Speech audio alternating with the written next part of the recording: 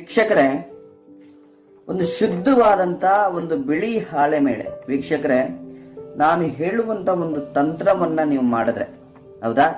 ಏನಪ್ಪಾ ಗುರುಗಳು, ಒಂದು ಬಿಳಿ ಹಾಳೆ ಮೇಲೆ ಒಂದು ವಶೀಕರಣ ಮಾಡಬಹುದಾ ಅನ್ನೋದು ನಿಮಗೆ ಏನಾದ್ರೂ ನಂಬಿಕೆ ಇಲ್ಲ ಅಂದ್ರೆ ನಾನು ಹೇಳುವಂತ ಈ ಒಂದು ತಂತ್ರ ಮಾಡಿ ವೀಕ್ಷಕರೇ, ಯಾವುದೇ ಒಂದು ಸ್ತ್ರೀಯನ್ನ, ಯಾವುದೇ ಒಂದು ಪುರುಷನನ್ನ ನೀವು ಕೆಲವೇ ನಿಮಿಷಗಳಲ್ಲಿ ವೀಕ್ಷಕರೇ, ನಾನು ಹೇಳೋದಿಲ್ಲ, ಬೇಕಾದ್ರೆ ನೋಡಿ, ಕೆಲವೇ ನಿಮಿಷಗಳಲ್ಲಿ ನೀವು ವಶೀಕರಣವನ್ನ ಮಾಡ್ಕೋಬಹುದು ವೀಕ್ಷಕರೇ. ಅಥವಾ ನಿಮ್ಮ ಮನೆಯಲ್ಲಿ ಏನಾದ್ರೂ ವಿಚಾರಗಳಿದ್ರೆ, ನೀವು ಯಾವುದೇ ಸ್ತ್ರೀ ಆಗ್ಲಿ, ಯಾವುದೇ ಪುರುಷ ಆಗ್ಲಿ, ನಿಮ್ಮಿಂದ ಜೀವನದಲ್ಲಿ ನಿಮ್ಮಿಂದ ದೂರ ಆದವ್ರನ್ನ ನೀವು ಕರೆದೇನೆ, ನೀವು ಫೋನ್ ಮಾಡದೇನೆ ಅವರು ನಿಮ್ಮ ಹತ್ರ ಬರಬೇಕು ಅಂದ್ರೆ ವೀಕ್ಷಕರೇ, ನಾನು ಹೇಳುವಂತ ಒಂದು ತಂತ್ರವನ್ನ ಈ ಒಂದು ಬಿಳಿ ಹಾಳೆ ಮೇಲೆ ಬರೆದು ಬಿಟ್ಟು ನಾನು ಯಾವ ರೀತಿಯಲ್ಲಿ ತೋರಿಸ್ತೇನೆ ಆ ರೀತಿಯಲ್ಲಿ ಮಾಡಿ ವೀಕ್ಷಕರೇ, ನಾನು ಹೇಳೋದಿಲ್ಲ, ನಿಮ್ಮ ಕಣ್ಣ ಮುಂದೆನೆ ವಶೀಕರಣ ಆಗುತ್ತೆ. ಏನ್ ಮಾಡಬಹುದು, ಹೇಗ್ ಮಾಡಬಹುದು ಅನ್ನೋದನ್ನ ನಾನು ತಿಳಿಸ್ಕೊಡ್ತೇನೆ ವೀಕ್ಷಕರೇ. ಅದರ ಜೊತೆಗೆ 2 ಲವಂಗ, 1 ಕರ್ಪೂರ ಬೇಕಾಗ್ತದೆ. ಮೊದಲಿಗೆ ಏನ್ ಮಾಡಬೇಕು, ಆ ಒಂದು ಬಿಳಿ ಹಾಳೆ ಮೇಲೆ ವೀಕ್ಷಕರೇ ನೀವು ಯಾರನ್ನ ವಶೀಕರಣವನ್ನ ಮಾಡ್ಕೊಂತೀರಿ ಅವರ ಒಂದು ಚಿತ್ರವನ್ನ ಬಿಡಿಸ್ಬೇಕು. ಮತ್ತೆ ನಿಮ್ಮ ಮನಸ್ಸಿನಲ್ಲಿ ವೀಕ್ಷಕರೇ ಅವರ ಹೆಸರು ಮತ್ತೆ ಅವರ ಮುಖ ಈಗ ಕಣ್ಣು ಮುಂದೆ ಬಂದು ಕುಂತಂಗೆ ನಾನು ಹೇಳಿದ್ದೇನೆ. ಯಾಕಂದ್ರೆ ನಾವು ಈ ತಂತ್ರಗಳನ್ನ ಮಾಡುವಾಗ, ವಶೀಕರಣ ತಂತ್ರಗಳನ್ನ ಮಾಡುವಾಗ ಸಂಪೂರ್ಣವಾಗಿ ಅವ್ರನ್ನ ನೆನೆಸ್ಕೋಬೇಕು. ಯಾರನ್ನ ವಶೀಕರಣ ಮಾಡ್ತೀರಿ ಅವರನ್ನ ನೆನೆಸ್ಕೊಂಡು ಅವ್ರ ಕಣ್ಣು ಮುಂದೆ ನಿಂತಂಗೆ ಅವರ ಒಂದು ಚಿತ್ರವನ್ನ ಬಿಡಿಸ್ಬೇಕು. ಅದು ಚಿತ್ರ ಹೇಗಾದರೂ ಬರ್ಲಿ.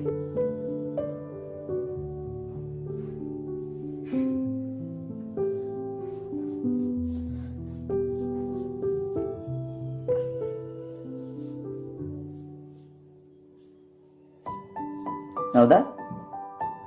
ಒಂದು ಗೊಂಬೆ ಆಕಾರದಲ್ಲಿ ಬಿಡಿಸ್ಬೇಕಾಗ್ತದೆ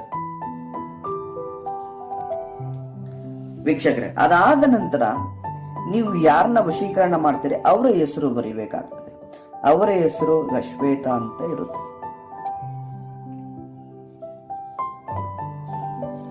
ಪ್ಲಸ್ ನಿಮ್ಮ ಹೆಸರು ಮಹೇಶ್ ಅಂತ ಇರುತ್ತೆ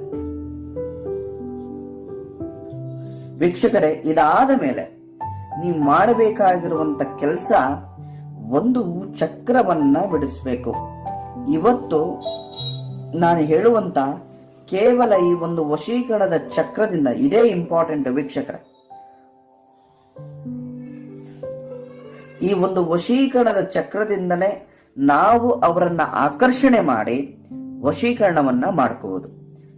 ಈ ಒಂದು ಚಕ್ರದಲ್ಲಿ, ಈ ಏನ್ ಚಕ್ರ ಇದೆ ಇದರಲ್ಲಿ 9, 8, 7, 5 ವೀಕ್ಷಕರೇ ವಿಡಿಯೋದಲ್ಲಿ ತೋರಿಸ್ತಾ ಇದ್ದೀನಿ. ಅದಾದ ನಂತರ ವೀಕ್ಷಕರೇ 2 ಲವಂಗವನ್ನ ಇಟ್ಟು ಇದರ ಮೇಲೆ ಈ ರೀತಿಯಾಗಿ ಇಟ್ಕೋಬೇಕು. ನಿಮ್ಮ ಕೈಗಳಲ್ಲಿ, 2 ಕೈಗಳಲ್ಲಿ ಇಟ್ಕೊಂಡು ನಾನು ಒಂದು ಮಂತ್ರ ಹೇಳ್ತೇನೆ. ಆ ಮಂತ್ರವನ್ನ ವೀಕ್ಷಕರೇ ಸಂಪೂರ್ಣವಾಗಿ ಮನಸ್ಸು ತೃಪ್ತಿಯಿಂದ ಕಣ್ಣು ಮುಚ್ಕೊಂಡು ಅವ್ರನ್ನ ನೆನೆಸ್ಕೊಂಡು ಆ ಮಂತ್ರವನ್ನ ಹೇಳಬೇಕು. ಓಂ ಕಾಮರಾಜ ಕಾಮರಾಜ ಶ್ವೇತಾ, ಓಂ ಕಾಮರಾಜ ಶ್ವೇತಾ ವಶಂ ವಶಂ ಸ್ವಾಹ. ಓಂ ಕಾಮರಾಜ ಶ್ವೇತಾ ವಶಂ ವಶಂ ಸ್ವಾಹ. ವೀಕ್ಷಕರೇ, ಇದಾದ ನಂತರ ಏನ್ ಮಾಡ್ಬೇಕಪ್ಪ ಅಂದ್ರೆ ಕರ್ಪೂರವನ್ನ ತಗೋಬೇಕು ವೀಕ್ಷಕರೇ. ಕರ್ಪೂರವನ್ನ ತಗೊಂಡು ಈ ಒಂದು ಆ ಚಕ್ರಕ್ಕೆ ಅಗ್ನಿ ಸ್ಪರ್ಶವನ್ನ ಮಾಡಬೇಕಾಗ್ತದೆ.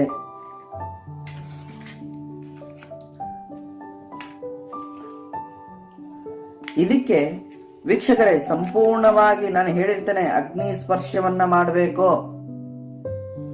ಹೌದಾ? ಅಗ್ನಿ ಸ್ಪರ್ಶ ನಾನು ಹೇಳಿರ್ತೇನೆ. ಈ ರೀತಿಯಾಗಿ ಮಾಡಿ ಈ ಸಂಪೂರ್ಣವಾಗಿ ಈ ಒಂದು ಬೂದಿಯನ್ನ ವೀಕ್ಷಕರೇ ನೀವು ಮಲಗುವಂತ ನಿಮ್ಮ ದಿಂಬಿನ ಕೆಳಗಡೆ ಅಥವಾ ನಿಮ್ಮ ಪಾಕೆಟ್ಗಳಲ್ಲಿ ಅಥವಾ 2 ರಿಂದ 3 ದಿನ ಇಟ್ಕೊಳ್ಳಿ ವೀಕ್ಷಕರೇ.